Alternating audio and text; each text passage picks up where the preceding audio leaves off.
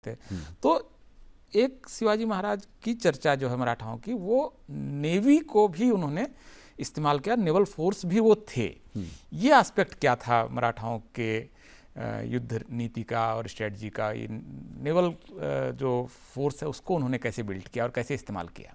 देखिए, ये बड़ी इंटरेस्टिंग चीज़ है कि शिवाजी महाराज ने ये समझा कि समुद्री ताकत क्या होती है और समुद्र की जो इम्पोर्टेंस है वो क्या है, और उसके हिसाब से उन्होंने जो है अपनी नेवी खड़ी की।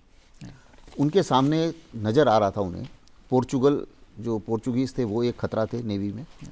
उस समय ईस्ट इंडिया कंपनी आई थी, हालांकि वो थोड़ा बाद में आई है।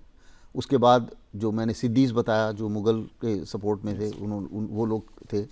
तो ये अलग खतरे उन्होंने जो पहले देखे।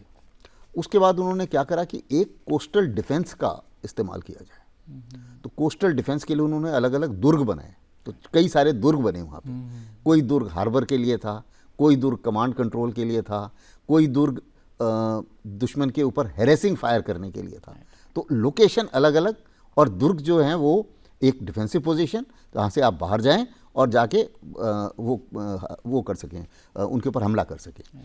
तीसरी चीज़ उन्होंने, उनके दिमाग में ये था कि भाई मुझे अपनी ताकत के मुताबिक सीमित रहना है। तो उन्होंने ये नहीं करा कि मैं बीच समुद्र में जाके लड़ाई लड़ूं। बड़ी बड़ी बोट्स नहीं बनाई उन्होंने, छोटी बोट्स बनाई।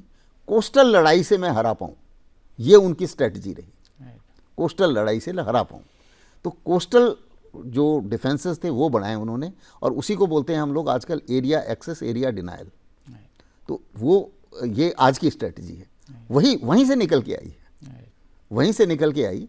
और मैं मैरीटाइम, बात में आपने बड़ा अच्छा सवाल पूछा। ये मैरीटाइम के ऊपर मैं एक चीज़ और बताना चाहूँगा कि देखिए, भारत अपने इतिहास में अगर आप 300 साल निकाल दें तो वर्ल्ड की सबसे बड़ी इकोनॉमिक शक्ति रहा है, और 25% वर्ल्ड की जीडीपी हमारी रही है तकरीबन 800-900 साल तक।